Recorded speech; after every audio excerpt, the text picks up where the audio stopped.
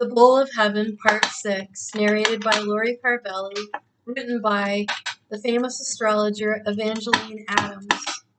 Chapter 15, Why Most People Come to Me.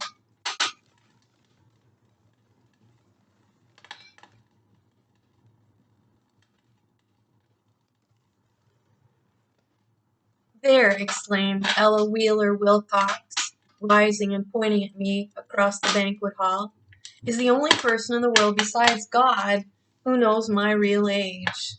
And it is as safe with her as it is with him. Perhaps it's the same sense of safety which makes so many thousands of people tell me secrets which they would never think of exposing to husband or family. Some of them know from nearly 30 years of intimate association, and others learn from their first contact that my studio at Carnegie Hall is next door to a well. I've never ceased to be proud of the confidence which my clients, especially women, especially have in my discretion, and I still retain, as one of my choicest possessions, a letter from an unknown girl which ends with these words: I'm writing to you as I would not write to anyone except my daddy and to my mother. Women come to me for many reasons, some practical, some sentimental, but as years go by, I'm convinced that most of them come to pour out their souls. Women should take stock of their souls every once in a while, just as men take stock of their business. A woman's soul should be her business, and it isn't easy to find someone who will sit down with you for half an hour and discuss it. 3 days ago, for instance, a grand opera singer of the international fame came in to ask if she should get rid of her devoted but now unthrilling husband. I read the diva's horoscope and discovered that she was subject to moods of depression without cause, and that when she was in the dip of these emotional slumps, she was likely to do foolish things. That's extraordinary, agreed the singer. What you say is not only true of me, but of all my family. Wait until the mood passes, I counseled. You are coming under better conditions presently, and your husband's coming into the best period he's had in 21 years. The singer was about to set sail for Europe to get her divorce in Paris. I didn't know that my words had whether they had any effect or not, but late last night, when I was leaving the studio, a messenger arrived from the Metropolitan Opera House carrying a huge box of American Beauties with this note: Dear Miss Adams, I've decided to take the wiser part. I'm sailing tomorrow with my husband. Many stage people are among my clients, and I regard them especially as my astrological children. They need mothering from someone, and they get it from me. In return, they give me an affectionate gratitude which I value most among my choicest possessions, even when I don't know anything about it until I read it in the papers. Here's a clipping that came to me in this morning's mail. Somebody sent it to me from Kentucky. I have forgotten the incident, but I dare say it's absolutely true, for it's like hundreds of others of experience in my life. 10 years ago, Evangeline Adams, astrologist, faced a discouraged young man across the table in her New York apartment while she read what she saw in the stars. The 7 years' bad luck are almost over, she told him. You look toward great happiness, fame, and fortune. Month by month, she wrote his horoscope for the year 1914, and year by year thereafter.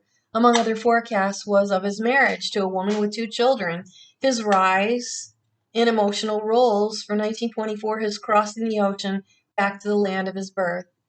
Antonio Moreno listened rather apathetically, for he was much depressed. He cared little for the horoscope, and he threw it away. And now that he's happily married to Mrs. Moreno, whose 2 children are his own, now that many of the events in the picture world foretold him have come true, now that he's ready to sail for his homeland Spain to make the biggest picture of his career, he wishes he had it back again.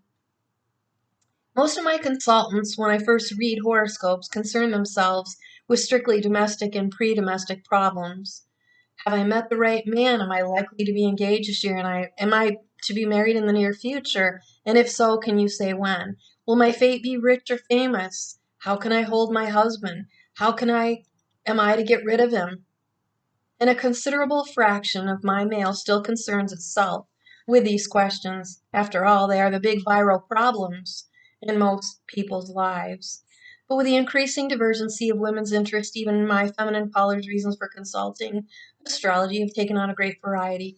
Businesswomen frequently consult me as to possible changes in their employment. Young girls whose heads are filled with the stories of movie salaries write to me to ask if they're destined to flash up on the silver screen.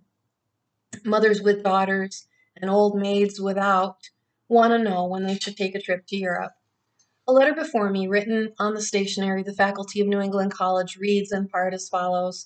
My dear Miss Adams, I'm hoping you'll recall Miss Blank of Wellesley, who consulted you in Boston many years ago, with the pleasure and profit some 20 to 25 years ago.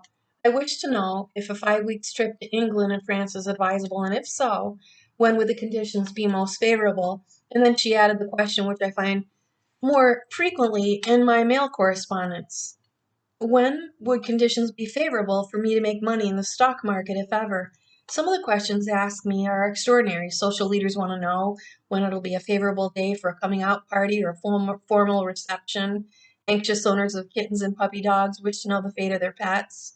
If you're not an animal lover, I know you'll laugh at the thoughts of cats and dogs having a horoscope, but of course they have. For many years I owned a pedigree named Sonny, and the chart indicated death by accident. When he was quite a small puppy, I used to feed him on chicken bones, and when my doggy friends took me to a task for endangering his life, I would laugh and say, Sonny'll never choke to death on a chicken bone. His horoscope shows he'll die by outside forces. I became very fond of the funny little nose thing, and watched him very carefully as I did my own health. But one night when I was giving him his daily airing on a sidewalk in front of Carnegie Hall, throwing out little stones which he loved to run after and retrieve, Sonny fulfilled his horoscope. One of the stones glanced off a hydrant into 7th Avenue. Sonny scampered after it, and an automobile skidded around 56th Street corner, and Sonny was no more. Usually, of course, my visitor's question's more serious. Here's a letter I received one morning, written in fine, swinging, feminine hand. Dear Miss Adams, you may recall that I have been to you more than once. On one occasion, I asked you to make a monthly chart for a person whose birth date I'd given you. I didn't tell you his name. Was on the stage at the time, and your letter followed me about until it finally reached me in Claridge, in New York. On opening it, one of the many things you said was this person will pass out of your life very soon, probably by death. Perhaps he's already done so. It depends on his former way of living. The man in question had died this morning at 5:07. His name was Nat C. Goodwin. On the whole, I have more personal calls from women, but in the total number of my clients, men and women are equally represented. See, women have more free time than men have, and anyway, women care more about talking things over. So they come in person and talk to me about love and everything else. But women are not the only people who are concerned about their hearts. Most men that come to see me are on strictly business errands. Manufacturers determine the fitness of applications for positions, sometimes to secure readings on their employees. Buyers ask me if their judgment is apt to be good at a certain time and whether they should buy recklessly or cautiously. Theater managers ask when they should offer a new play, and playwrights when they should start to write one. Businessmen to seek advice on starting new ventures and changing old ones. Married men to talk about building homes and taking on insurance. But before they leave, the great majority of men, like the majority of women, want to know about love.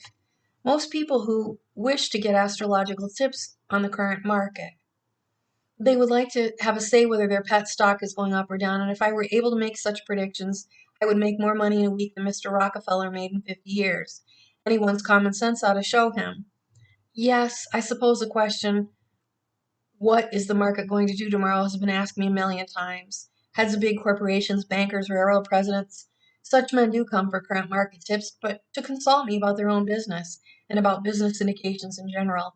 When the malefics, a certain planet, are called unfriendly, we get strikes, riots, threats of revolution in the industrial world.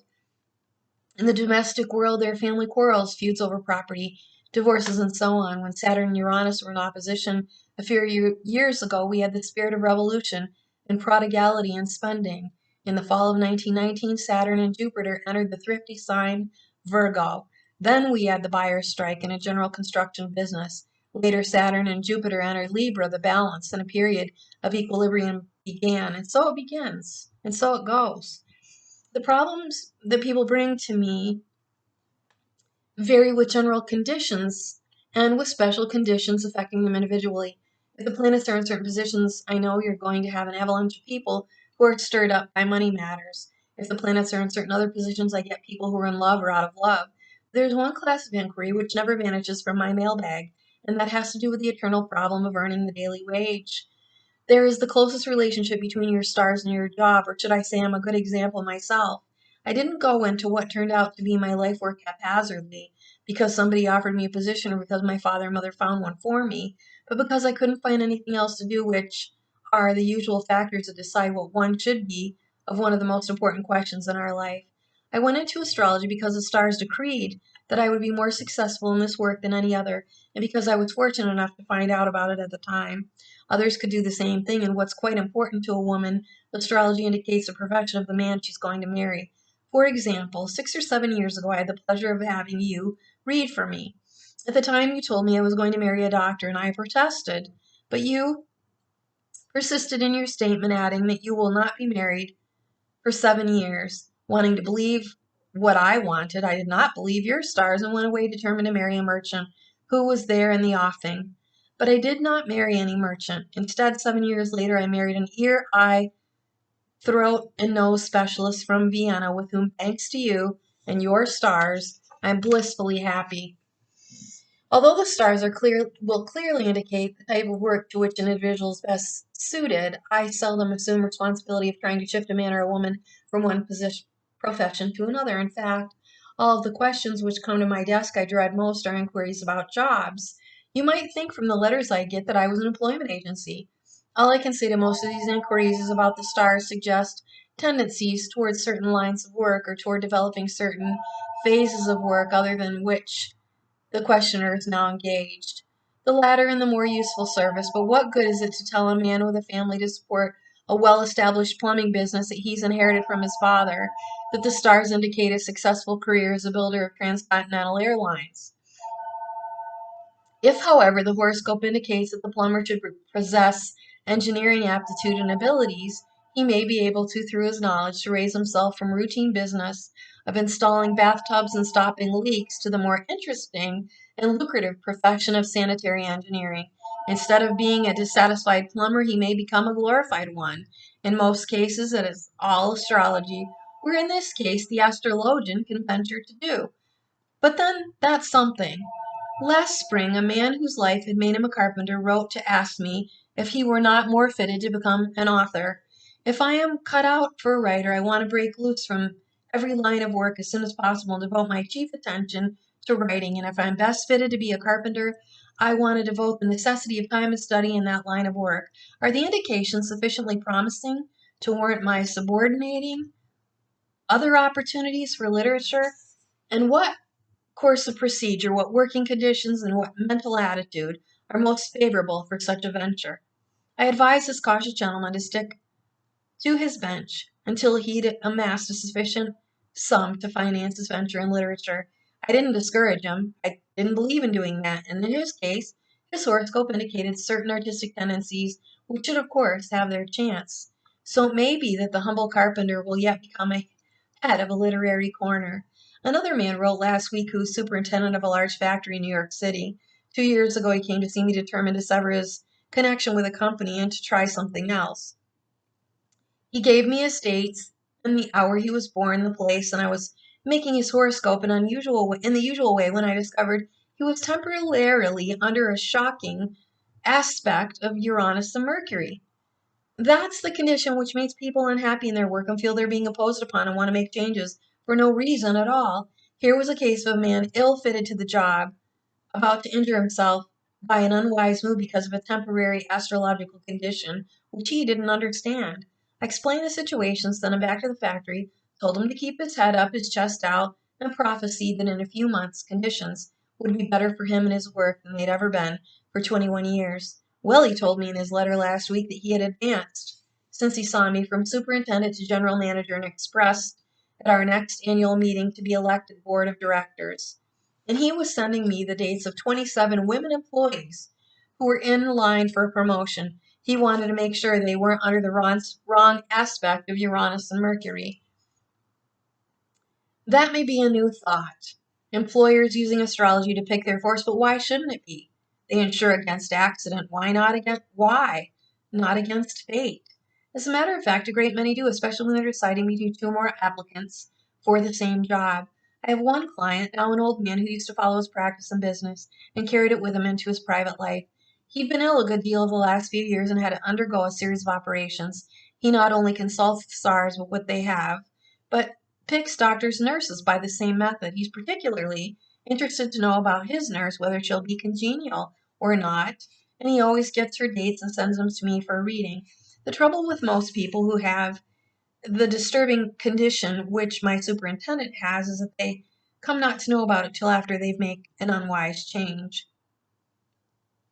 One client of mine, a chemist of considerable note, gave up a big salary under similar conditions a couple of years ago and hasn't had business opportunities since.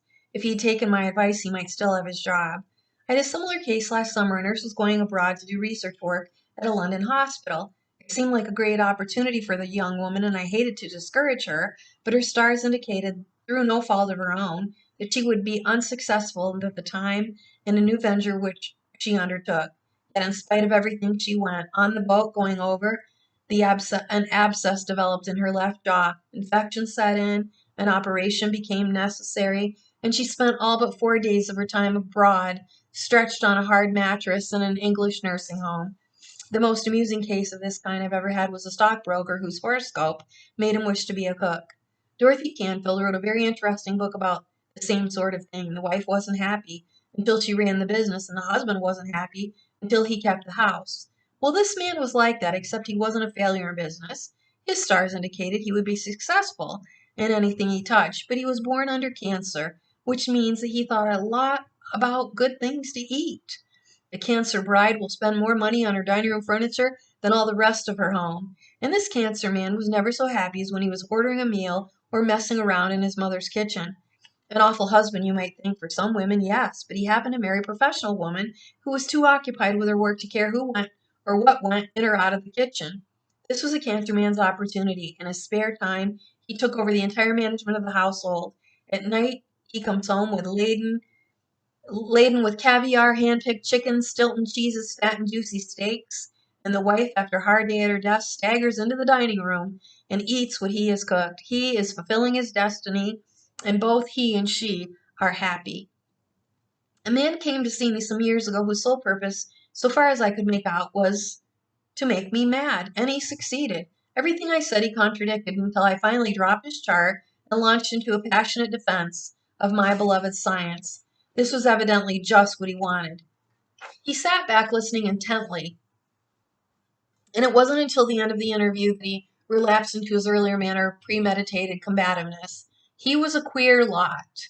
He had the mind of a hawk, but he looked like a prize fighter. At least I thought he did through my dark spectacles of anger. In any case, he was a strapping fellow, big shoulders, solid chin, husky every inch of him, and he wore rough tweeds and some heightened pugilistic effect.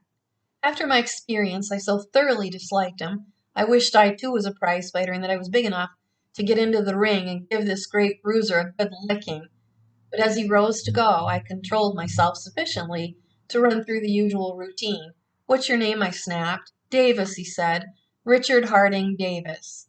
I looked up into his now smiling face and I wanted to say, "Come off." Maybe I did say, "Go on." I remember saying, "You're not Richard Harding Davis," but he was. At the end of my appointment hours, I find the same handsome Pugliese waiting for me. He held his hand out and an autographed picture of himself on which he had written, "For Miss Adams, from one who has respect for you as a woman, but no respect for astrology, Richard Harding Davis." Mr. Davis didn't tell me, but I learned later that his real reason for coming to see me and trying so hard and so successfully to get under my skin was to obtain material for his book, Vera, the Medium. Most people, of course, do not come to see me to get material for books. They come because they've been temporarily thrown off their spiritual center and cut off from their subconscious self. My mission in such cases is to reestablish harmony and to help create a new vision for my client. Usually by telling him a very few convincing facts about the past, I banish his preliminary skepticism and doubt, and before the interview is over, he's usually completely back and is tapping life from its inner reservoirs. His indecision, doubt, and fear melt away his regained confidence, and he regains confidence in his own power. The heavens, as I told my horrible example, and as I've told hundreds of other puzzled souls, are like a glass dome divided into 12 segments, representing the 12 signs of the zodiac. Each of these segments is of a different astrological color, and all are continuously moving, passing, repassing, shedding rays of various strength, color, and power. No one can stop this procession of signs. No one can affect the movement of the planets through them. No one can soften or strengthen the shading of their influence. All the astrologer can do so far as the individual is concerned is to show him how he or she can best take advantage of those influences. And the later ones, so too he will have inevitably be subject throughout his life. Astrology can do nothing for the frivolous minded or the idly curious. But for the serious individual who's in the wrong niche, morally, professionally, it can show the right way, even if it means overcoming apparently unfavorable aspects in his own horoscope. Many of us, no matter what stars we were born under, have it unto us to be the judge on the bench or the prisoner in the box. The good and the evil planets, the favorable and the unfavorable aspects in horoscopes are simply manifestations of unseen force. It's the way we direct that force and react to it which decides our course. One ship drives east, another drives west. With the same self, winds that blow. 'Tis the set of the sails, and not the gales, which tell us the way they go. Chapter 16, Am I Always Right? Astrology is. The stars make no mistakes. They're divine. But the astrologer is human, and although he or she is dealing with strictly mathematical problems, she may make mistakes. I claim infallibility for the stars. I do not claim it for myself, and yet I've searched my memory and my files in an attempt to answer this question honestly and completely without finding any predictions of mine based on accurate data, which have been wholly wrong. Of course, some people come to me with inaccurate birth dates, theirs or others. No one's ever consciously lies to me about his age, but even the best meaning client cannot always be sure of the dates of the people with whom he or she is interested. A beautiful girl came to me not long ago and gave me a date without the name of a prominent man who happened to be a client and desirable husband. The date indicated a most undesirable personality, cold, selfish, lacking in most of the finer things in life. She was so depressed that nothing I could say to her of her most fortunate horoscope could keep the tears from her eyes. The next day, a big man, a man I had often read for, and for whom I knew to be one of the truly great figures of our day, and astrologically from every standpoint, a desirable husband, rushed into my studio and said, "What do you mean by telling that I am no good?" I laughed until I cried at this spectacle of masculine vanity, for, great man though he was, he had not been able to resist the temptation of telling his fiancée that he was 7 years younger than he really was. And he hadn't picked a good date. Much depends on the accuracy of the interpretation not only of the astrologers but the client. I only have the English language with which to clothe my thoughts. I use it to the best of my ability. I tell as nearly as possible the words which I think my caller can best understand, and the message I read in the chart, but I may not always be clear. I may fail to give just the right shade of meaning to my words, and hereafter, on this part, also fail to understand just what I say or to comprehend its significance. But allowing for these chances of miscarriage, the number of cases where I am unable to transmit the message of the stars to the mind of my visitor must be exceedingly small. Otherwise, my mailing wouldn't be loaded with bric-a-brac instead of bouquets. Of course, I have so much more than negative evidence that this is so. Most of the callers come back at least once, many for lifetimes. Countless numbers tell me many become lifetime consultants. Countless numbers tell me how things I've told them have worked out in their life, and a few of them come close under my observation so I can see for myself. A surprisingly large percentage of people of such importance that their doings are chronicled where all may be read. I've mentioned some of the notables among my visitors and correspondents, and I shall mention others. But right here, in answer to the question, am I always right? I prefer to trust my hand more or less indiscriminately into my regular files, and without mentioning any names, give you a peek at what I might call my testimonials. As I've already told you, letters and thousands of them fill my mornings, and more often than not, my evenings, Sundays, and holidays. Every summer for years, I went to Europe because it was the only place I knew to get away from the United States mail, but I almost never left the dock without having dictated to the secretary in my stateroom up to the moment the last whistle shrieked. Thousands of letters, millions of writers in the past 30 years, all of them eager for help. Most of them impatient to find their good fortune right away. Right away! That's the slogan of Adams' Brigade. How can I get married right away? How can I get rich right away? How can I get well right away? That's what they all want to say. The girl who has too many beaux, the one who has none, the man who wants a fortune, the one who wants a job, the woman who wants to get married, and the one who wants to get divorced, the wife who can't have a baby, and the mother who can't stop having them. Please, Miss Adams, right away. I've just spent a wonderful evening with these correspondents. Not with them in person, of course. My studio in Carnegie Hall, which has received so many thousands of people one by one for so many years, would be quite unequal to such stupendous gatherings as my correspondents would make in person. So would Carnegie Hall itself and all the other halls and auditoriums and theaters and stadiums in New York City. I tremble sometimes when I realize through these letters I have written that I've reached so many far-flung thousands. But it's a wonderful evening just the same. My life is so full of the present and the future that I have little or no time for the past. I take each horoscope as it comes, give the questioner the truth as I see it, and get my reply off to him as promptly as the weight of my daily mailbag will permit, and turn to the next person who comes to me by letter in need of help. Never, until tonight in my long years in astrology, have I turned back the pages of correspondence files to see how right I've been. Have been, never.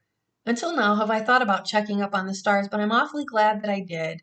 For no one, not even an astrologer, objects to being told that he or she has made good, least of all, Evangeline Adams.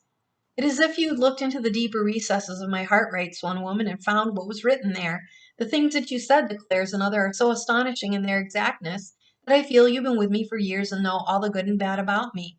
It's almost uncanny, begins a third letter, the way you have and read my character. There's not even one mistake. During the past years, thousands of people have written acknowledging receipt of their horoscope, and almost every contains some expression as those I've quoted above. The more I read my horoscope, the more amazed I become. You've described my temperament and even my health to the exact point. It's amazing, inexplicable. There's only one mistake in it. You said I might have a high voice, whereas I actually have a rather deep one, but it grows reedy and thin when I am tired. It's left me rather breathless, why even down to telling me that I often have to pretend that I'm having a good time when in reality I'm bored. No one knows that better than I. The whole reading was so true that it took my breath away. My horoscope was marvelous. It almost seems as if you were gifted with divine power. An older sister or mother could not have revealed my character any more plainly. You, well, I could go on interminably, if space and modesty permitted, transcribe those tributes to the stars. You may be interested to learn, confesses one woman, how closely the horoscope followed my life and character, the diseases from which I've suffered, even my susceptibility to the heat, the sun, the foibles of indecision, procrastination, the loss of opportunities, through distrust of my own judgment, and even the effect that any form of opiate has on my nerves. The financial troubles outlined were exactly mine. Here, however, is the frankest admission of all. Dear Miss Adams, you gave me some advice that, much to my chagrin, I admit I decided to take, and today I'm nursing my grief a sadder but wiser woman. When your delineation and eventful years reached me, I had all my plans all made to farm in Texas. I had been doing secretarial work in Arizona. You seem definitely not to deal in real estate, but my plans were made. I considered it too late to change them. The entire year was a nightmare in every way that one could view it. The crop was a failure. I planned to raise onions. Instead, I raised hell. The lady partner turned out to be a wolf in lamb's clothing, and you were justified in saying I told you so if you cared to. Another of your predictions was that I would feel scandalous tongue of Mrs. Grundy in the winter of 1925. I did. I have been bounced upon the reef, and believe me, I hit it with a thud. It's a wonder you didn't hear it way up there. The one thing that makes life worth living now is your prediction that in 1926 things were going to brighten up.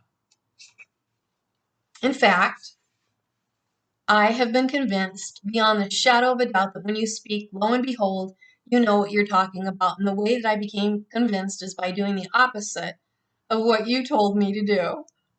In all this massive praise, I was startled to find a letter beginning, "My dear Miss Adams," and was disappointed when my horoscope became, as I read it carefully, it seemed not to belong to me. I wondered if there was any mistake in casting it. The next letter in the file, signed by the same woman, restored my equanimity. "Last night," it began, "I told you about my horoscope and said I thought it did not apply to me. When I went to bed, I took it with me and lay reading it carefully, and suddenly realized how mistaken I'd been. I'd taken to a superficial understanding of many points, and I want to ask you to pardon my hasty lack of comprehension, all of which goes to prove that the individual may sometimes be wrong, even the astrologer, but the stars never. I've had many cases. Here is one of the bewilderment grew. Here is one where bewilderment grew not only in understanding, but in gratitude and growth. My dear Miss Adams, the planetary indications arrived safely some weeks ago. After reading them, I wondered whom they were for. They seemed quite alien to me, but they soon revealed themselves, and I enjoyed every minute I've spent reading them. After studying them, I've been more at peace with myself. Before I wrote to you, life seemed such turmoil. After I'd written you, the objects that caused me strife came out one by one of the blue, giving me a greater understanding of my life. I have profited, even in these few weeks, from your planetary indications, and as I go forward, I think I shall grow bigger and better than I hoped. These are the letters I'd most like to get, the ones that tell where the astrology has helped ease problems. For instance, when I first received my horoscope, I thought it had not helped in any way. I hoped for it to bring about a better understanding between my husband and myself, but between the reading of this horoscope and my own harmony reigns once more. Well, my husband's business is having a hard pull and other conditions are hard and unpleasant. We're traveling hand in hand, helping each other over the tough places. Reading his horoscope helped me to a better understanding of him and showed me what to avoid, when to help, when to urge, when to hold steady. And my horoscope has had the desired effect in giving him a better understanding of me, and many readings and much thought. I'm not telling how many of the letters ask questions about love. I never give away clients, even in the mass. But there are some. The day I heard about you, writes one woman, was a lucky day for me.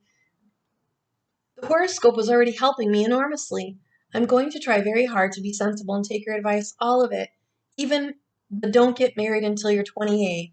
But Evangeline, I have another question. It is, am I going to get married then? Can your stars tell me? I don't especially want to, and I don't especially not want to. I would like to know. It frightens me stiff to think about it, yet it fascinates me too. I'm awfully afraid of unhappiness, and I have almost slipped into marriage so many times, and then suddenly I'd wake up with shivers. Perhaps I had an uncanny premonition about that. Don't get married until you're 28, and you'll be happy. This woman shows signs of becoming too enthusiastic about astrology even for me. When she does get married, she says she's going to get my planetary indications for both of them and for the first 5 years. Then I will truly, truly have a line on him, won't I? It'll be funny to know whether what he's going to do before he himself knows it, won't it? Oh, Evangeline, let's be friends for always. You are too valuable to lose. The idea is not a bad one, getting astrology to help the bride and groom through the early years, perhaps. That is, one of my correspondents meant when she said she was convinced that astrology would prove to be the secrets of maintaining world peace, but I felt I should issue to the 28-year-old girl's warning that we all have in mind when we read our horoscopes. I shall be only too happy, I wrote her, to have you check up on aspects and the years as they pass by, but I must ask you not to be too literal. Please realize this largely depends on yourselves and how the aspects work out. The mathematical side never fails, but who can place a measure on the possibilities of the mind and soul? I'm always especially careful not to put into the mind of my clients the expectation of disagreeable and untoward events, except to the degree necessary to forewarn them and enable them to marshal their forces to conquer evil and further good. I do this for two reasons. I see no reason for causing unnecessary discomfort to an individual, and I do not wish to open the science to charge that it makes things happen by putting things into the minds of people. The latter charge is a familiar one to my ears, although I've again and again absolutely disproved it. One of my oldest clients of the American Tobacco Company, an official whom I've mentioned before, used to subscribe to a daily service of planetary indications by which he was largely guided in all of his activities. Friends to whom he talked of their astonishing accuracy would answer him with some statement, "Of course, Tuesday may have been a bad day for you. We're not saying it wasn't, but we claim it was bad because Miss Adams put the idea into your head. If she said it was good, you have thought it was good, and bad when it was bad." My client decided to answer the criticism once and for all, and he did. He left my communication open for a period of 30 days, and he sat down with his associates, who were familiar with the details of the month, and checked backwards instead of forward. He told me the result was absolutely the same, except he hadn't had the inestimable advantage of knowing when to go to work harder and when to go fishing. This very serious subject of suicide is one that's always coming up in my practice, and I've been convinced that suicides are born and not made. I remember the case of Clara Bloodgood, at one time a well-known actress in the plays of Clyde Fitch and George Bernard Shaw, who ended her life in absolute accordance with her horoscope, which indicated she would be subject to terrible moods and would always be in danger of taking her own life. I'm reminded of this sad incident in my practice by finding in my files several letters from people who've been warned successfully, and I'm glad to say, against trying to commit suicide at times when their horoscopes indicated they were under the most discouraging aspects. I've saved a good many people from attempting suicide by telling them the truth of what I saw in their horoscopes. Some have gone against astrology's advice. They've invariably taken so much poison the system rejected it, or some good friend has arrived in time to save them in spite of themselves. I had a striking instance the other day of astrology's infallibility in quite another field. Businessmen consult me not only in regard to their individual prospects, as well as astrological indications for the companies with which they are connected. Even if corporations have no souls, they do have birthdays, and therefore subject to planetary influences. If you don't believe me, read the letter from the well-known watch manufacturer for whose firm I predicted most unsettled conditions during the last week of June. You ask me in one of your recent commissions as to whether the last week of June, as far as July 5, 1871, the date of the corporation, was concerned, was a hectic week. I'll say it was. First, we could not get watches through to fill the orders that salesmen had taken. We could not get orders from salesmen on watches we had in stock. The things we wanted to get completely dragged were delayed, and things that were not got in a hurry came through in the jig of time. Collections were off, shipments were down, orders were spasmodic, and uncertain prices demoralized customers when they countered with offers made the most ridiculous ones that it was completely impossible to accept them, etc., etc. This is a real brief picture of the conditions as they existed in the last week in June, so I think that you're perfectly safe in deciding that it was hectic. I might go on and cite innumerable other things, but this gives you a slight picture. Sometimes businessmen who consult must learn what seem to them most extraordinary things about their futures, which have nothing at all to do with business in which they're engaged. I found several letters emphasizing this point, but perhaps the most interesting case is of the late Secretary Weeks, who came to see me years ago when he was member of a well-known Boston firm of Hornblower and Weeks. At the time, he had no interest at all in politics. His horoscope indicated clearly that his greatest work would be done in that field, and although he was already a rich and powerful man, his greatest achievements would be that of a politician. But Miss Adams, he explained, I'm only a businessman. Well, I can't help it, I replied. You'll be a politician, and a big one, too. Shortly afterward, Mr. Weeks was elected his first public office, selectman or mayor, I think it was, and from that moment his political activities were many and rise rapid and continuous. In the last years, he was senator for Massachusetts, secretary of the war, one of the biggest political powers in the Republican Party. To me, the most remarkable thing about the massive evidence which crowds my files is that so much of it has come through my mail. In many cases, I've never seen the people who've written to me. I've simply taken the date with which they sent me, where they were born, and forward a horoscope based on cold mathematical calculations. They in turn have taken the written delineation of their characters' prospects and understood it. This is no small task, not because the horoscope just isn't as clear as I can make it, because the indications in the chart are many and, like most people's characters, apparently conflicting. People who receive written delineations cannot take one page as a final expression. They must read the whole thing throughout, carefully balancing one statement in a paragraph against a different statement in another, when they realize each page takes clearness from every other, and so should be studied in the light of the whole. This operation these correspondents have obviously performed with great success. To them, as much to the astrologer, belongs the credit for the evidences of astrology's amazing infallibility. People ask me why I don't give my forecast to the newspapers. In presidential campaigns, for instance, party leaders invariably urge me to make public predictions to see the result, but I never do so. My investigations are made at the request of private consultations, and the results belong to them. They are their private affairs, and I never discuss, except of course by permission, the private affairs of my clients. Another thing, public predictions which receive nationwide newspaper publicity savor too much of advertising. I see no objection to advertising, it has its great power, but I've never used it. And now goodness knows I don't need it. What I need, what the stars must help me find, are more hours of the day and night. The final chapter, chapter 17, As I See Life. This is a book about an astrologian, not a treatise on astrology. It's a narrative incident, not an essay on philosophy, but I cannot write its final sentences without stating ever so briefly some of the truth that I've learned during my 30 years of astrological study and philosophical interpretation. To what I've seen, I must add just a little of what I have learned. My work has forced me a classification of humanity which is different from the traditional divisions of good and bad, rich and poor, ignorant and scholarly, socially in and socially out. I classify people as to whether they're constructive or destructive, far-seeing or short-sighted, those who think of themselves in reference to life, and those who think of life in reference to themselves. For the truly constructive, I can do much.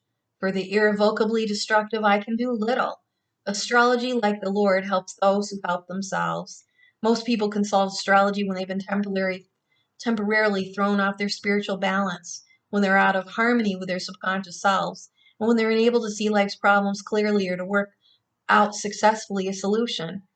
The mission of the astrologer is to restore harmony and recreate vision. The consultant does not profit by what I tell him, but he profits by what I enable him to tell himself. I give him no magic charm to break down the walls of ignorance. I give him the key to unlock the doors of knowledge. I am not content with alleviating the present failure. I try to give the foundations for permanent success. Astrology is a bridge over which humanity must pass about its appointed business. The horoscope is a plan by which the business should be conducted. Astrology is not the end of the road. The horoscope is not the arrival. Astrology provides the method of transportation. The horoscope provides a map. Astrology shows the rules of the road. The horoscope is the traveler's blue book. I cannot take journey, I can only point the way. I am a guide, not a chauffeur, but in my capacity of guide, I try also to be philosopher and friend. My philosophy is built on the same eternal foundations as my astrology, balance and truth. I strive to be an inspiring confidence by counseling health, by mobilizing courage to restore balance. I strive by showing God's patterns as I see it in the horoscope and interpreting God's law as I've seen it in my experience to open the eyes to the truth. The problem of the moment may be nothing, but in its solution may be a turning point in life of the individual. The opportunity of the moment may be glittering, but underneath the shining surface may be the dross of failure. The defeat of the moment may be crushing, but just beyond that, the field of victory. The pattern of the horoscope shows me all these things, and it is my mission to allow them to the individual to help him solve his present problem in the light of his future life, to warn him against present gain that leads only to future loss, to picture the present trial as a testing of the steel with he is to win his future fight. Without the horoscope, I could do nothing. Without the horoscope, he would know nothing. The degree of his awareness is the first means of his success. Astrology forces us to admit that we start life with differing mental, moral, and spiritual equipment. The individual horoscope shows us what those differences are. Astrology cannot change the original equipment, but the horoscope can help the individual to offset the differences. There are few geniuses, but there are a great many intelligent people. If the latter fail to rise above the rank of the moron, it's through ignorance of their capabilities or failure to exercise their good traits. Virtues grow through use, faults disappear. after disuse. The horoscope shows the good points and the bad. The astrologer must show how to strengthen one and atrophy the other. Astrology must be right. There can be no appeal from the infinite. But the horoscope does not pronounce sentence. It places mankind on probation. It gives warning. It points out the good with the bad. It shows how to offset the latter with the former. It shows tendencies rather than deeds. Tendencies may be unavoidable. Deeds are what the individual makes them according to his success in overcoming bad tendencies and strengthening good ones. Man can be the master of his fate, but man should not strive too hard to be the master. The unwise man never should be, but the wise man seldom wishes to be. So long as we're sufficiently ignorant to desire to exercise our free will, we do not understand the laws of the universe sufficiently until we do so. When we have evolved to the degree of wisdom, when we can exercise our free will, we seldom desire to do so. It's enough for most of us to try to live up to God's pattern. Few are sufficiently gifted to improve upon it. The exceptional man understands natural laws. Even the average man realizes that the natural thing to do is the right thing to do. Things that happen naturally seem right and usually are right. It requires tremendous spiritual understanding to transcend that which to most people is inevitable. It's safest for the average human being to follow harmoniously and as intelligently as he is able the natural sequence of events to be, as I said in the beginning, intelligently non-resistant. Astrology is for everybody. No one is so successful that he may scorn its guidance. No one too poor to profit its help. Dryden says, "Fortunate at some hour to all its kind, the lucky have whole days which they still choose. The unlucky have but hours, and those they lose." It's important that the first man who chose the best of several roads. It is important for the first man to choose the best of several roads. It's vital to the second to choose the one road which may be open to him. The past is gone. The future may never come, but the moment is ours to do with it what we always will. But not always what we will, but what we should. Mankind is ever at the crossroads. Astrology should never be his guidepost. But I preach a gospel of action, not of dependence. I believe we should help the stars help us. If we are under favorable aspects of Mercury, we should place ourselves under the best conditions for mental accomplishment. If under Venus, we should go where we're likely to meet the type of people we wish to add to our rosary of friendship. If under Jupiter, we should go where fortunes are won. We should plant success if we wish to raise it.